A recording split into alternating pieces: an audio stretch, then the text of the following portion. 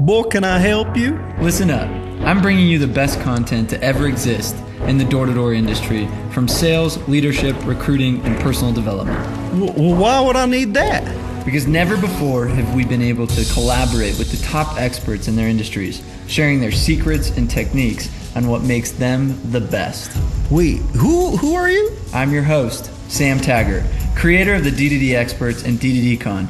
Is there a place we can sit down? Well, come on in. All right, everybody, we're in for a treat. I'm actually here looking out in Riverside, Ali Zamany's house, and we are going to do something really interesting. So Ali, he is the man, and we're about to go ride in one of these bad boys. So here we go. Here we go. Where are we coming, Ali? All right. What do we got behind here? Here's the man. Here's the man himself. Here is the man himself.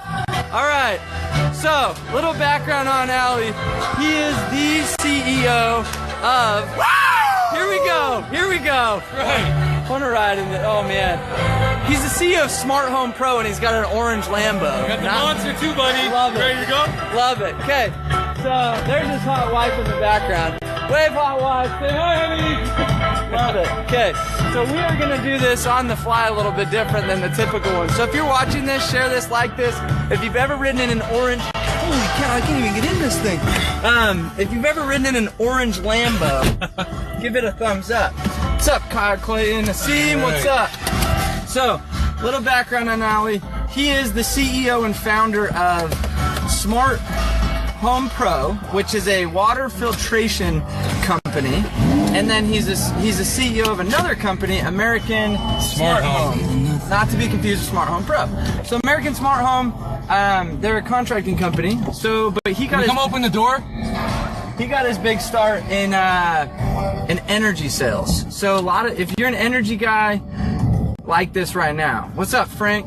So, who's done energy? And a lot of us are like, who are these energy guys out selling, energy all over the country, and do they even make money? Well, I'm sitting in a Lambo on an acre lot in Cali with a massive pool. It's probably gonna beep at me. Thanks, sweetheart. We'll see ya. So basically, oh shiz! All right, I'm excited for this one. Let's see if we can stay alive for this bumpy ride. So tag your friends right now if you're in this who needs to be hearing. So we're going to talk in a minute. When we come back, we're going to come and talk about the 15 tips to make a successful leader in door-to-door. Because what's the biggest team you've ran? Like you've recruited and run and... The biggest team at a single point was just shy of 500. 500. 475, half a thousand. So literally over 500 reps he's recruited, built, ran, and we're going to talk about what makes success in this as we fly around in the Lambo. I'm gonna get this interesting. How do you roll down the windows? There you go. Oh jeez. Okay, right. We are in. Okay, so Ali, tell us a little bit about your story, how you got into this, and your background. Don't kill us while you tell us. Yeah, I won't. First of all, I'm really excited to be on this video, and Sam, thank you for having me part of this. And I think I just spilled my monster, but that's okay. And only a $50,000 car. 15,000? Yeah. What'd you get it used for? No, I'm just kidding. Wait, 2 cents before you get before you put me in the back of the seat. Oh, it's a red light! What's the matter? All right, I'll be calm. Okay. I'll be calm. I love it. All right, okay. let me turn off sport mode, okay? Okay, we're good. Well, so guys, he is a speaker at D2D Con Virtual. By the way, go sign up for D2D Con Virtual. So tell us a little bit about how you got started. I grew up in Toronto, Canada, and I had a scholarship. My undergrad, ironically, I was really good at math, was in accounting. And I was starting to basically become a lawyer. I had a mutual friend who knocked on doors in Toronto, selling energy door to door. I didn't really understand the concept, but, at the end of the day, I got pretty motivated, came in, dropped out of school, dropped out of university, forfeited my scholarship, and, I changed course with my profession. Instead of being a corporate lawyer, I became a professional door knocker, and proud of it. Absolutely. My favorite post. I have seen very few social media posts that I've liked ever. And he posts a picture of him in his suit, all like in the office the other day, and then in his shorts, polo, knocking lanyard, ready to go at night in front of his Lambo. So like that shows something. You're out there. I've seen social media posts of you knocking with your training first year reps, and you still are out there hustling. So I want you guys to recognize he is a stalwart leader in the door-to-door space. So it's going to be a treat to like really listen to you. Sorry, keep going. No problem. I had the good fortune of, at that time we didn't know it, but working with a $1 billion startup, and they kind of grew in the energy retail space across North America. I grew with them.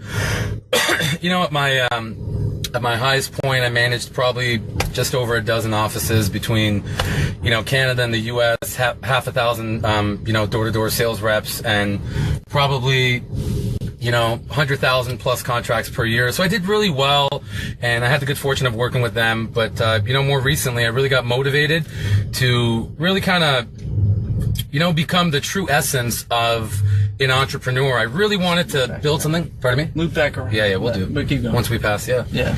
So, I really wanted to take the opportunity to kind of really branch out on my own. So I founded and started American Smart Home. American Smart Home is a whole home water filtration company that's vertically integrated. We manufacture a patented and proprietary whole home water filtration system, and we're now headquartered in California. We're operational across 5 states: Arizona, Maryland, California, New York, and Texas. We manufacture in Ohio, and really we're focused on distribution, retail, installation, service, and more so we provide financing as well to make it affordable. So in light of that journey of building American Smart Home, we developed our sister company, Smart Home Pro. Really found I can't make a U-turn up here, by the way. I'm going to go one more street up. Found a real void in the market for contractors. Recognized that a pain point was, the overwhelming majority of home contractors didn't have access to indirect-to-consumer financing. So we really wanted to help small, mid-sized, and large contractors in the United States grow by providing them the necessary tools. So, by providing them access to financing as a broker and inevitably a lender, we're able to help them close more deals, win larger contracts, and get paid quicker. So anyways, that's my background in door-to-door, and that's what I'm currently doing with American Smart Home and Smart Home Pro. So I think that's important for everybody to know who the speaker is. That's what I've done, what I'm doing, and what I'm about to do.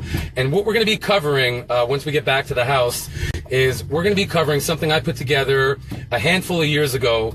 And, I've been fortunate to be successful in many different verticals, not only the energy space, but HVAC, solar, LED, now water filtration and home improvement. And what I've recognized every single time is the same principles and fundamentals apply regardless of the vertical or the business that you're in.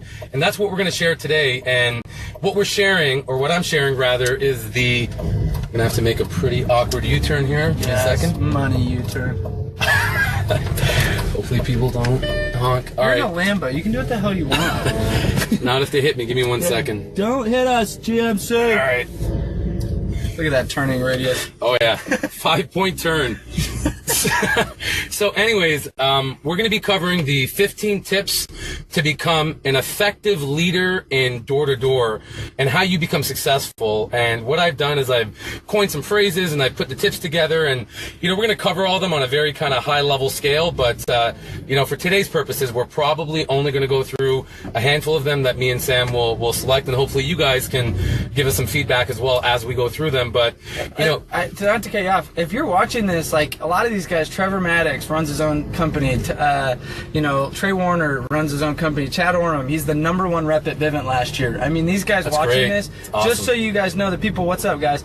The people watching this are some of the biggest leaders. It's funny as I watch people hop on. I want to hear some of your guys', if before diving into the 15 tips, comment and guess what you think his 15 tips are. And I'm curious to see if somebody comments on there. I think they are. Like a similar thread. Yeah. So comment right below and say, hey, here's what I think one of the 15 would be, or here's my tips of a successful leader and attributes that, you know, if we had to list out, I want to see kind of what you guys are thinking that we're going to be talking and see how well they're aligned. Because, you know, Josh Cohen last year was number one. Chad was the number one 2 years ago. Josh was the number one last year. That's a lot of top talent. Yeah, I'm saying there's top talent out here. So if you're watching this, I want to hear your guys' feedback on what you think the top 15 attributes of a leader are before we really dive into it when we get back. So, sorry, keep going. No problem, man. No, really valid points. We'd love to see your feedback. Yeah. I guess all I can tell you is if you want to become a leader in direct marketing, number one. Number two, if you currently are a leader and looking to improve, or number three, you are managing and developing and mentoring other leaders, I think these 15 tips, regardless, are going to connect with you in some way. Whether you want to become a leader, you are a leader, or you're training leaders, I think it applies to you either which way, and that's what we're going to be covering. Cool. So before we dive into that, I'm curious about this journey. At what point did you say, cool, I'm done with energy, I'm starting my own thing? At what point did you say, I'm ready to leave the nest? Because I think a lot of people have that question, right? Really good question, actually. I read a book, if you guys want to pick it up. It's called The Everything Store by, it's a biography on Jeff Bezos, and where I really connected with him is back in the mid-90s, 94, when he was starting Amazon.com. In his early 30s, he had a very reputable career, as a Wall Street exec, at 31, making incredible six-figure money. And he wanted to explore out on this thing called the internet and create an online book retailer, which would inevitably and indefinitely become, the everything store. And he had shared that kind of vision with, his mentors and the people that he knew and family and friends, and it was almost laughable. But, the part that I really took from that is something that he kind of defines as what's called regret minimization framework, which is minimizing the amount of regrets in your life. And listen, whether you believe it or understand it or accept it or you don't, you're going to have regrets in your life, some big, some small. But essentially at the end of it, what he said was that if he had never ventured out to start Amazon.com and explored this wild idea of, the internet, he had said that the pain of having not tried and not knowing was a deeper pain than having tried and having failed. So that really kind of, connected with me. I've always wanted to be, not only a marketing arm, but, a true entrepreneur building an enterprise, a corporation. And, I got some big lofty goals, and I recognized that in order for me to do that, I had to kind of, spread out on my own. And, again, referencing back to me to get to your question, I recognize that the pain of not venturing out and not knowing, again, was a deeper pain than having tried and having failed. Here's the good news. Not only did we try, we've been kicking butt, and we're not failing right now. So I didn't know that back then. I had to take that risk, and it's been very uncomfortable, very character building. And, one of my token slogans, people that know me already know the saying, is golden rule number one for success: become comfortable being uncomfortable. And that's been the story of not only my startup here with American Smart Home and Smart Home Pro, there's a bit of dust there, but my entire career professionally. So yeah. I love that. So 2 key points: be comfortable with being uncomfortable, but also it's what you said is people like, if you can associate pain with never trying, and that's like the painful, it's kind of like it forces you to have to try and branch out of the nest. You know what I mean? And and I guess the next question is, what have been the rocky points or the pieces of starting your own company and branching off to do your own thing? Okay. Like, what are some of the challenging parts that you're like, man, I never realized that this would be, or a weak moment that just like broke you down? Oh yeah. Social media does a great job. Just like right now, we're in the Lambo, we're driving, everything's exciting, a lot of enthusiasm, but it does a great job depicting the highlight reel. Yeah. It doesn't show the behind the scenes, and I'll tell you, man, it's very, very rough behind the scenes, mentally, physically, financially, emotionally. Financially, I had to self-fund the business. I didn't raise any capital in the early stages, no venture cap firms. I didn't raise any equity or debt. and self-funding to the tune of over 7 figures of my personal savings that I amassed over a decade and a half. Very tough, especially when you have, 3 kids. When you're 21 years old, when you're Zuckerberg, you can live out of a dorm room, eat out of a can of beans. But when you're a grown adult and you have a lot of responsibility, the key is you got to make sure that you're taking a calculated risk. I took a very aggressive calculated risk financially, very tough, and it takes a lot of courage to do that. Emotionally, mentally, the amount of emotional deprivation that you go through, building a brand new business, and mentally the fortitude and the mindset and the mental wherewithal and really the paradigm shift that you have to have is absolutely incredible. So yeah, I've been tested physically, spiritually, emotionally, every category that you can think of. But what kind of keeps me motivated is knowing that I've been through this a couple of times, so that helps kind of keep me grounded. I got the support of a wonderful family, beautiful wife, kids, and that definitely helps out a lot. And I've really kind of figured out not how to have a work-life balance, but a work-life harmony, and that's intrinsically important. And I've had good mentors I've been able to work with, and reading great books have kind of kept me up. So, it's really hard to kind of explain, but, having gone through the process, I can't sum it up in one word or one sentence, but, the willingness to do whatever it takes is what kind of led me to where I am now, and will continue to kind of propel me forward. I think an easy way to sum that up in my own terms would be trust the process. Yeah, exactly. If you trust the process of doing what it takes to be successful and applying these 15 tips that we're going to go over right now, it has to work out. There's going to be a journey, though, of failing, of getting on your horse again. There's going to be a journey there, but it's the process of these principles are tried and true. It's just you have to live it, breathe it, sleep it, and the outcomes will happen. Yeah, exactly. So, okay, we're jumping out of the Lambo here, and we're setting up for our real official podcast. So, let's dive in. All right, sounds good. 15 tips in a nutshell, break them down, and then we're going to pick a few to kind of jam on. Got it. All right, so I think what we're going to do after this is at some point, we've already shared it on the group wall for door-to-door, can't knock this. We can share it again so you have like a visual format of it, but if you want to take notes. But we're going to go through them 30 seconds each very quickly to cover time. So now we look at this one. This one's more important. Sorry, we love you, but this is for the actual the real video. So, got it. Yeah. Okay. All right, so number 1, be confident. Nobody will be led by a flake. A lot of times in business, it's not necessarily the one that's the hardest working and the smartest working, but having the confidence, trusting the process, and being confident in the process is what's incredibly important. People want to follow other individuals. Naturally, human beings, sales reps, their followers, give them a reason to want to follow you. Again, we're not going to get descriptive with each detail. We're going to go through it one by one. Number 2. Structure. Don't over-engineer it, but don't ignore it.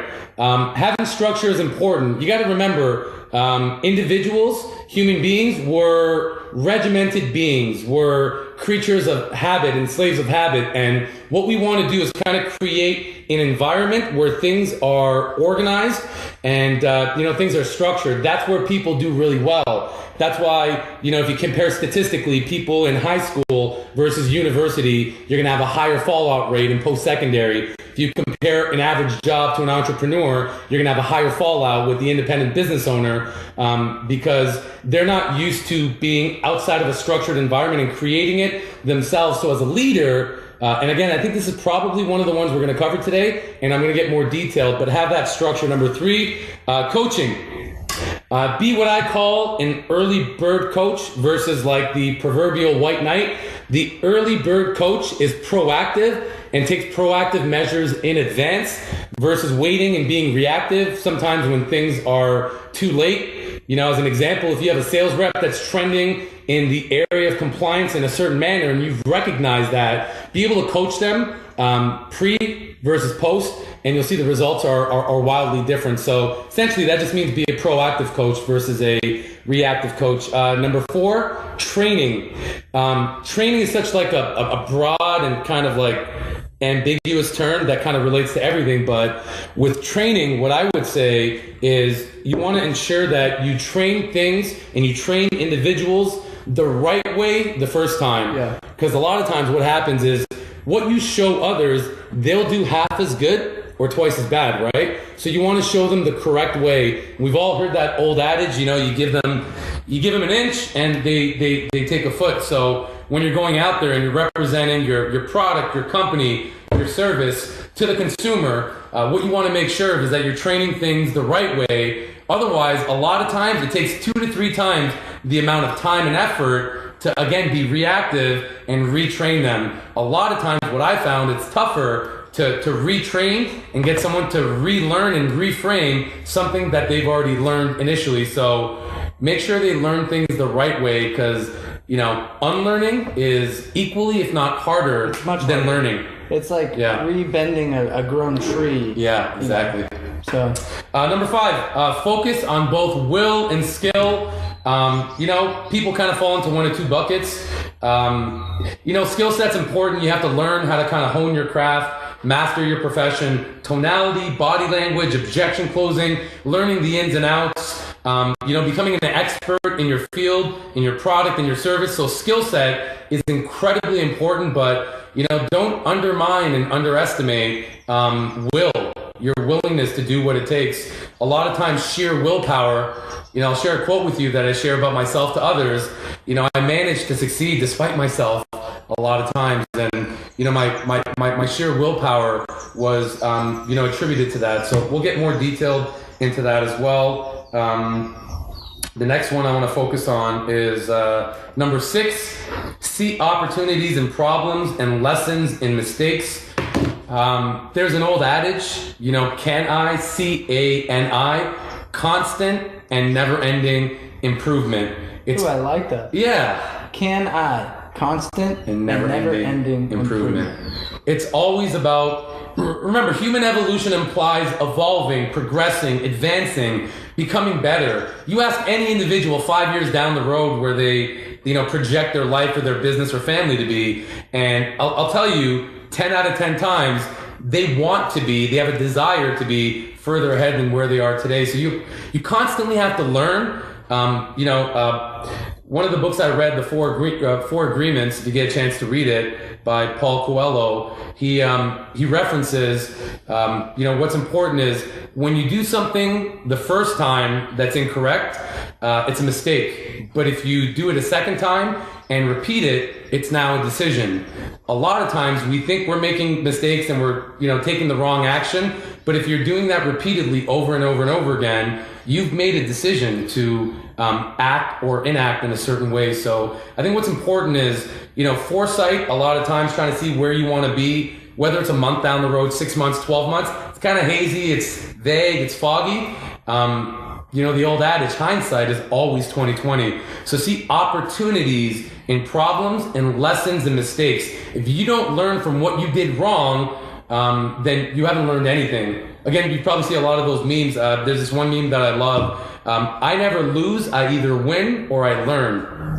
And that's important. You know, Thomas Watson Jr., I'm a quote junkie. I love this. I'm excited for DDD Gone Virtual simply because it's like, these are like one-liner after one-liner. I love it. I live and die by these. Thomas Watson Jr., founder of IBM, said the key to success is simple. You must double your rate of failure. And what he means by that is not only failing as a destination or endpoint or a verb, but learning from what you've failed.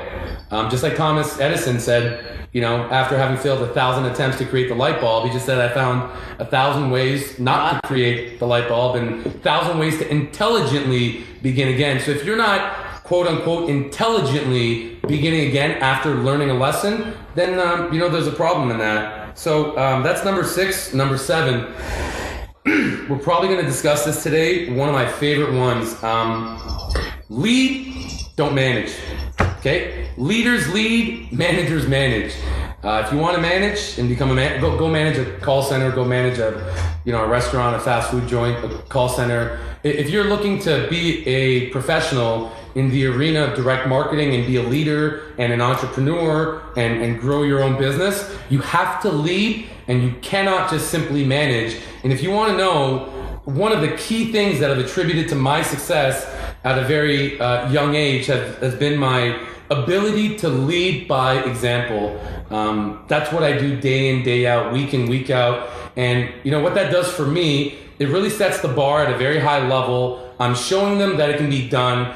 I never have the expectation of them doing something that I've never done. And, you know, more importantly, the speed of the leader is the speed of the team. And I'm really earning the respect of the people I respect. How better to pay tributes and pay respect to this esteemed group of respected people than by, hey, this is the whiteboard training of what we do, but hey, follow me into the field and let me show you exactly how the company was built and why we do what we do. It's just a different level of engagement. That's number 7. Number 8, delegate, don't dump. Okay, dumping is like the morning of in a sales meeting or prior to an important meeting or going into the field and scrambling. It's kind of referred to as what's called a Chinese fire drill, where it's a very kind of chaotic nature. Story of my life. Yeah. You can research that on Wikipedia, Chinese fire drill.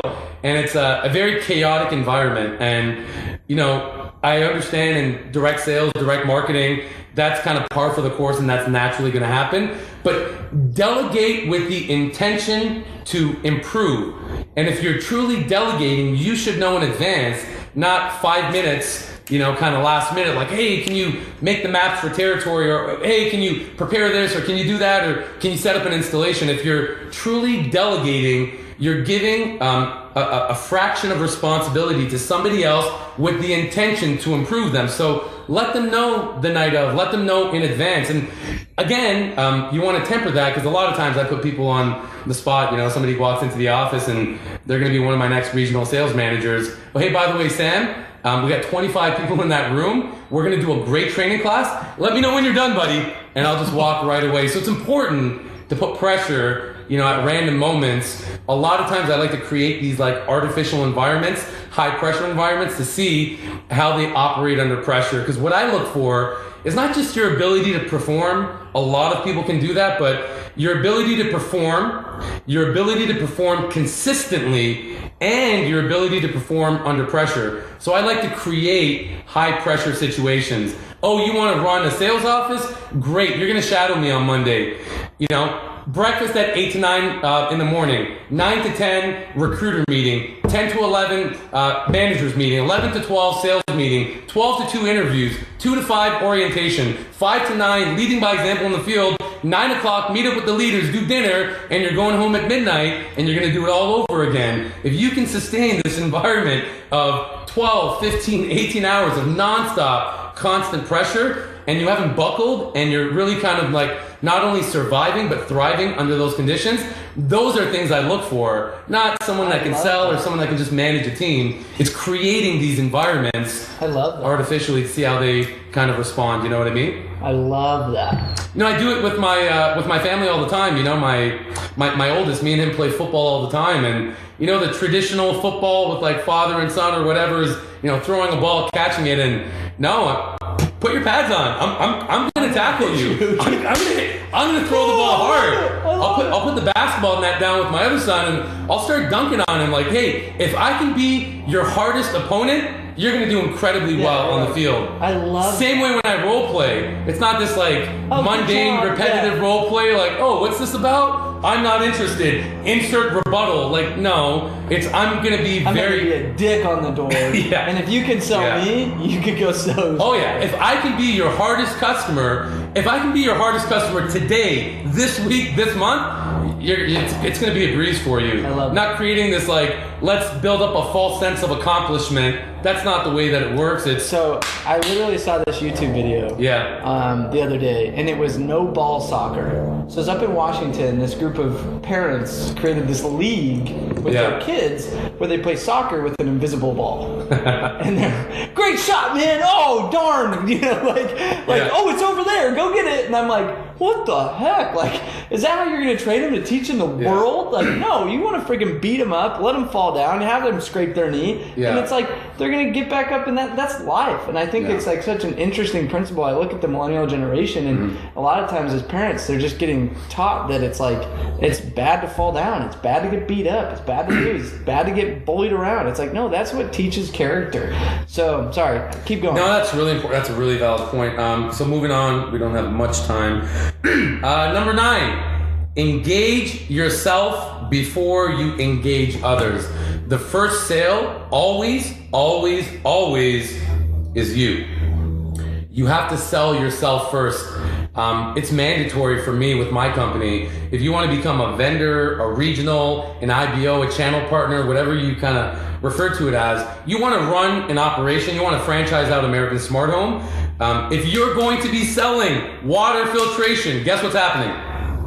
You're going to own a water filtration. Now, I don't charge them. You know, it's a concession I make in good faith. But hey, you're going to, not only are you going to try out the product, you're going to become a customer. You're going to enjoy the real value of what we're providing. Because then you have a deeper meaning in the marketplace. You have a deeper connection.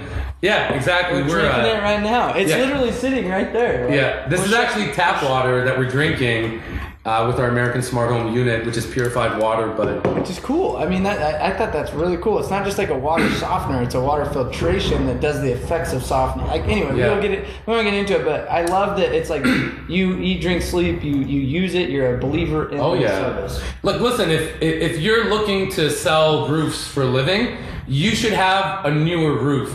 If you're selling Vivint security systems, not only own a security system, own Vivint. Because listen, if you own ADT as an example, or Monotronics, which are great companies, well, guess what? Are you going out there and convincing and persuading other customers to leave their current provider, to leave ADT and go to Vivint because you have the smart home technology or whatever reason? So if you're convincing and persuading other customers, why not make yourself the first sale?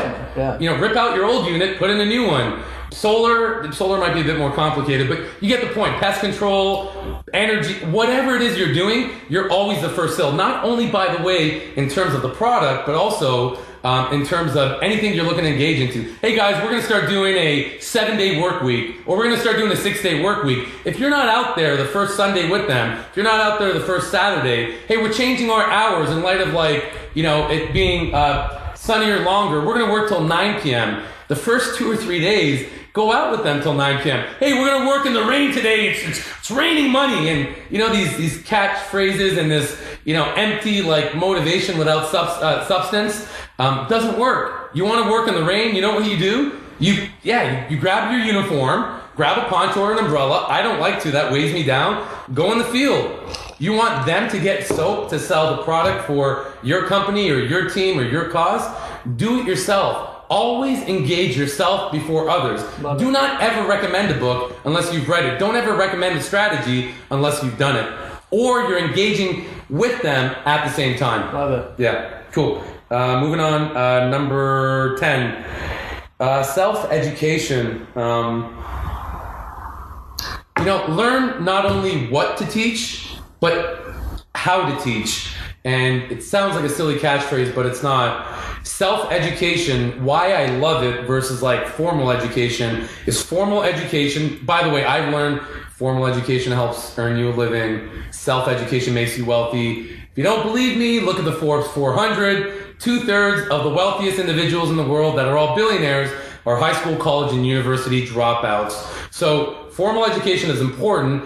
I just wasn't a fan of learning out of a textbook that was written 80 to 120 years ago with no application in the real world by teachers that are making a slightly above average salary trying to teach me principles and fundamentals of success, business, and life. So I like learning on my own terms. That's self-education. I got severe ADHD, so I cannot stay focused to read a book. I've read the first chapter of paper books like you wouldn't believe, so I downloaded Audible. I listened to it on my own time, on my own terms, and self-education is important because now I'm not just getting up there and motivating a room of individuals, but I'm giving substance. I'm not only telling the facts, I'm selling the story. And again, it's not what you teach necessarily, like, oh, I heard this or I learned that. You learn how to teach. every great teacher was once a great student. Every great student is a great teacher eventually. Learn how to teach. Learn how to train. And that's really, and I'll end off on that note.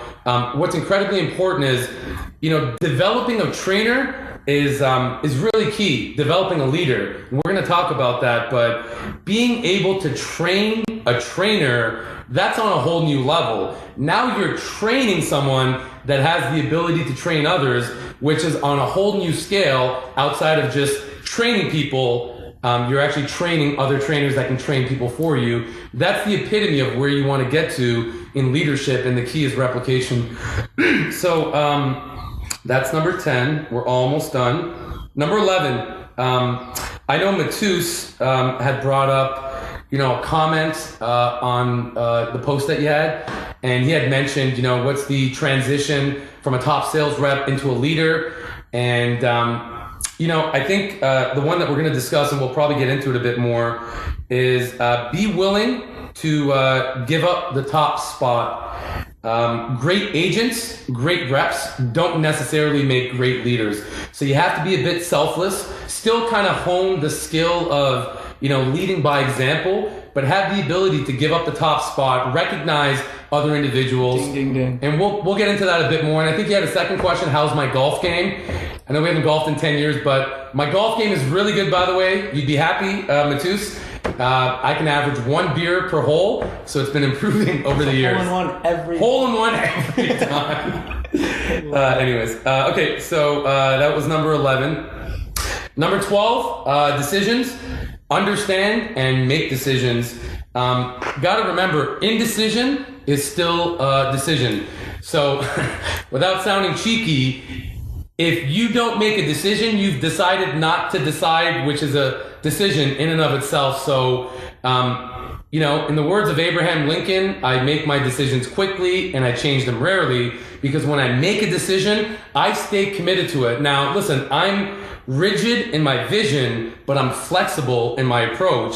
So I'm going to change my course of actions along the way. But if I've made a decision, I'm not going to change that immediately after. Like, oh, hey, we're going to sell this way at the door, and go out there and 10 doors slammed in your face and, oh, well, that's not working. Let's change course. If I'm really going to try a new strategy, I'm going to do it for a day, a week, a month. I'm going to try every single angle. I'm going to try different algorithms and approaches of how to make it work. But in any event, make decisions, make them often. And when you make your decisions, stick to them.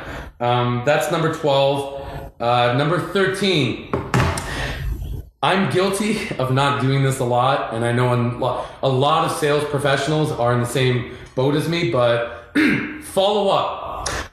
Following up enables you to get perspective. It's so easy to sit down in a meeting, in an office, over the phone, like, hey Sam, this is what you need to do, and this is how you need to do it, and this is when you're going to do it by. Are you ready? Are you pumped? Let's go. And Sam's excited, and whether he follows through or not, whether he's successful or not, the follow-up is key. Whether the follow-up is in a week from now, like, hey Sam, let's evaluate. We had a conversation Monday morning. This is what we discussed. And based on your week and the trajectory that you had, this is what you accomplished. Congratulations for following through and staying committed. Or, hey, you know what, Sam, it didn't really work out. Let's evaluate what didn't work out. And a lot of times the follow-up after a week, after a day, is not enough. Sometimes you need to follow up. We're all ADD, right? You have a conversation, you may need to follow up an hour later. If you're a regional and you've given a meeting out, listen, if I have an office of 30 reps, I have 5 team leaders, okay, that manage 30, an average of 6 each, and I'm running a sales office, I'm gonna have, and this is where the repetition comes in to door, not only door, like doing the same presentation, but also with leadership and mentorship. I'm probably gonna have the same conversation 5 times over with 5 leaders individually. I'm not gonna take the lazy way out. I'm not gonna text. I'm not gonna do group messages. I'm gonna speak to them individually. So I'm calling manager number 1. Hey, remember what we discussed in the meeting an hour ago? Okay, have you applied? Oh, you haven't applied it yet. Why not? I'm gonna call you back in an hour. Manager B, and now manager A might give me some feedback. So now I'm approaching manager B with a different approach. By the time I get to manager E, like, I'm pumped. I've had 4 separate conversations following up on what I've already discussed. So follow-up is, again, incredibly important. Not just like, and salespeople do this really well. We're going to do this. We're going to do that. Here's a contest. Here's an idea. Here's a new business model. And it's the entrepreneurialism in all of us, right? We're very scatter-focused. But when you introduce something, the follow-up is as important, if not more important, than rolling something out. It's what makes things stick, 100%. Yeah. Okay, almost done here. Number 14. Celebrate. Winning is fun. The euphoria is the best way I can put it. The euphoria of euphoria or dopamines is what everybody chases, right? It's that natural, inherent feeling, that epiphany, burning desire on the inside of you. Everybody loves to celebrate, right? And a lot of times we may or may not have achievements or recognitions in our own life, right? That's why we get caught up in social media or trash TV or sports or news and get caught up in other people's hype. You know what I mean? And that's okay, but a lot of times we need to celebrate in our own lives, because logically, making money, paying bills, running a business, taking care of your family, that all appeals to us logically, but a lot of us operate with emotion, fortunately or unfortunately. We then defend with logic, right? By the way, after we've made emotional decisions. But we function, the root of human beings is we function, and the epitome of our core is with emotion. So that's why when you set goals, it's not, let me set a goal to pay my rent. It's, let me set a goal to get out of my rent, to get into a mortgage for that incredible house. And it's not what the house does to you, it's the feeling of the house and the family being comfortable. And my house, one of the things that I love is when I go on the road and my family's here, they get to enjoy the fruits of my labor and the value of living in the house. Again, not to sound cliche, I kind of live uncomfortably for them to be able to live comfortably. And the sense of comfort that I have, that's the only comfort I have in my life, the sense that my family's comfortable, that's kind of the feeling that I chase. So celebrate. You have a record day, celebrate. You have a record week, celebrate. Don't celebrate too much. It's also important to stay grounded. Hey, we did 10 security installations today. It's a record day. Let's go get drunk tonight and till 3 in the morning. And listen, if you can handle that kind of lifestyle, no problem. But understand that, breaking a barrier is only as good as repeating that action over and over again. Being the Roger Bannister of sales and breaking a sale. What's the point of doing 10 on Monday and then 2 every single day after that when it averages out? So celebrate, but be grounded when you celebrate. Number 15, strategically, tactically, the last one, it's actually my favorite. Culture eats strategy for breakfast. A lot of people, especially nowadays with Generation X, millennials, social media, everyone is looking for that quick fix. How do I click on this one sponsored ad or video or meme or message? Help me, Ty Lopez. Help me, Grant Cardone. Help me, Gary Vee. And listen, I love idolizing other individuals, but it's not always a strategy. Oh, learn the 3 steps of how you can become successful. And I know it's kind of an oxymoron. Cliche because it's 15 tips. Yeah, I know. I'm so glad that you're finishing up with this because it's so true. Yeah, I know I got the 15 tips, but that's what kind of resonates. But it's not the 15. There's no single key to success. One of my colleagues, Alex Arkerson, I saw a post on Facebook. He said, there's not one key to success. There's multiple keys to success. Just like that janitor back in grade school or high school that had that big O-ring with all the keys around it, and each key opened up a different door into the school. There's not one single key. You're led to believe that there is. The key to success is my 10 steps or my 15 tips or whatever, but it's not always about strategy. A lot of times we overwhelm ourselves with, oh my God, I got to do a business plan. And I'll let you in on a secret. Now, 18 months later, I'm only putting together my first iteration of a business plan. I'm in the early stages of raising capital through equity financing and venture cap debt. I'm only doing it now a year and a half later. For 18 months, I built 2 companies without a business plan. Now, I had a plan up here, and yeah, I had things written down, but not a concrete pitch deck, business plan, comprehensive overview of the company. What I'm basically getting at is strategy is important. You know, like I mentioned before, I've managed to succeed despite myself. So, you know, I'm an avid believer in setting goals, but I'm not, you know, a model entrepreneur that sets goals. I did that in the beginning. You know, ironically, I had a piece of paper that this car, one of my ex-partners, Cam, will know. I had this written down on a piece of paper 10 years ago. Still have that paper inside the house. I've done all that stuff. I have the success stories. Lately, I haven't been doing it as much. It's not like I sit down and do algorithms. A plus B equals C and X minus Y equals Z. That's important. It's the culture of working hard, the culture of winning, the culture of learning. You know, a lot of times, people that meet other people that work within the organization can tell that they're connected with me or the company. Maybe the way they talk, the way they walk, the way they think, a lot of times the way they dress, you know. You'll see one of the regionals walking up with a pocket square or True Religion jeans or, you know, really loud personality, and, oh, you must be one of Ali's guys, right? And I take that as a compliment. Again, I'm not trying to create this cult that, you know, everybody resembles everybody else, but the culture is inherent. And listen, if other people in your life, family, friends, entrepreneurs, colleagues, coworkers, employers, employees, if they're speaking to you negatively, not only about you, but also about yourself, if you've allowed that to happen, well, you know what? Shame on you for doing that, because what you've done is you've given a sense of comfort to other individuals. Because when people are around me, it's not because I'm wild and crazy and I chug monsters and I'm eccentric. It's just, and it's not because I'm like happy-go-lucky, you know, happy, joy, fake positive.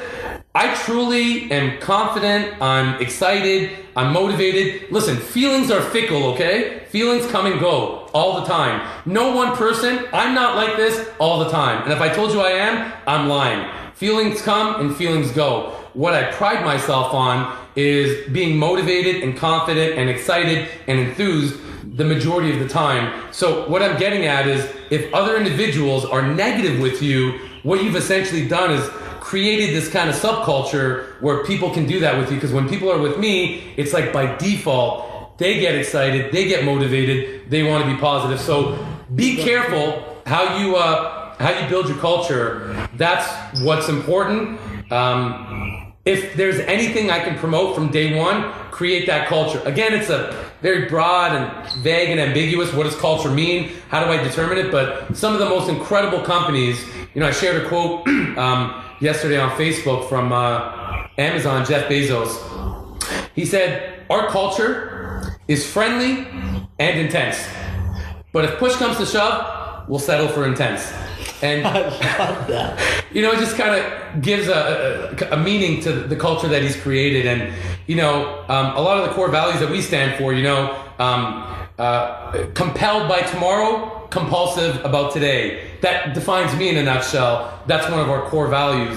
These are a lot of things that you want to kind of, I guess what I'm saying is, outside of the spreadsheets and street sheets and strategies and overview and business plans, what is your culture? What are you looking to create? And that's why it's intrinsically important for you to lead by example, because saying, hey, here's our core values, here's our strategies, here's our mission statement, doesn't mean anything unless people see you in the trenches, leading by example. It's going to be hard, it's going to be tough, but it's going to be worth it. So that's number 15. And that's all 15, by the way. Yeah, so basically, if you're listening or watching this, I would rewatch that, and we're gonna post that 15 tips on the Can't Knock This page, and in the university we'll basically have the PDF or whatever.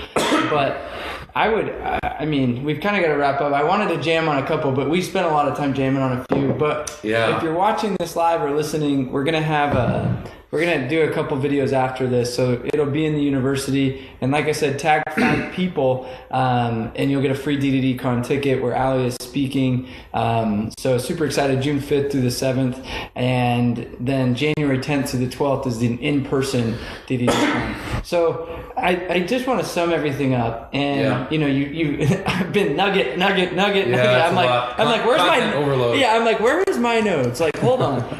No, and I've honestly appreciated you taking the time, giving me a sweet ride. Like, I mean, this is, you know, you've got a million hats you got to wear and do and whatnot. So I really do want to just show my gratitude for you having me out here to your home and letting me in. I mean, this was awesome.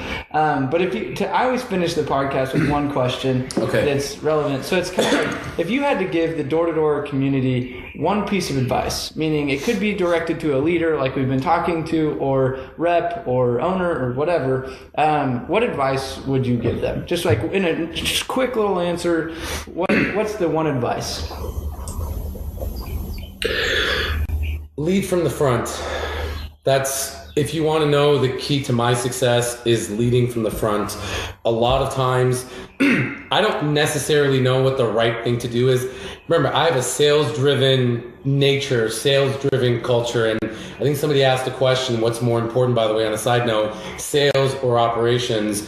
The analogy I can give you is sales is the engine of any organization. And listen, you can run the engine as hard as you want, as fast as you want, and as long as you want, but eventually at some point, to maintain that engine, you're gonna have to get an oil change. And operations is that oil that goes into that engine. So at some point, it's gonna become important to have that fluid that goes in there. Otherwise, the engine could shut down. So, you know, I'm a very sales-trinsic individual. I'm all about sales. But when I'm talking about leading from the front, I figured out the other 99 things of business that I didn't know. I didn't know manufacturing. I didn't know distribution. I didn't know, I only know sales. I didn't know administration, financing, installation service, contractor world. But what I did is I led from the front. Okay, we're building out a brand new payroll system. Instead of just delegating, how do I get on this call? How do I get on this, how do I get on 4 conference calls today with a bunch of boring administrative platforms that can give us our payroll to really understand? Because I understand the psychology of what sales reps and sales leaders are looking for. Yeah. So to delegate it to somebody operationally and not be part of it doesn't make any sense. So how do I become part of that and co-contribute? Okay, we're doing installation. That's a relationship between the installer and the customer, but we have to figure out if that's the last impression of the company, how do I want the experience to go? Because then that's going to lead to follow-ups, referral business, cross-selling and upselling. So I have to be part of that initial conversation. So I've led from the front, quite frankly, even when I don't know what I'm doing. And that's okay. Kind of having that blind faith and blind confidence. Whatever you're looking to do, delegation is important. Lead from the front. People will respect you. They'll respect your courage. You'll develop a whole new level of respect for yourself by going out there. And instead of having a middleman, which is somebody else, and listening to other people's eyes and ears, you're going out there on your own.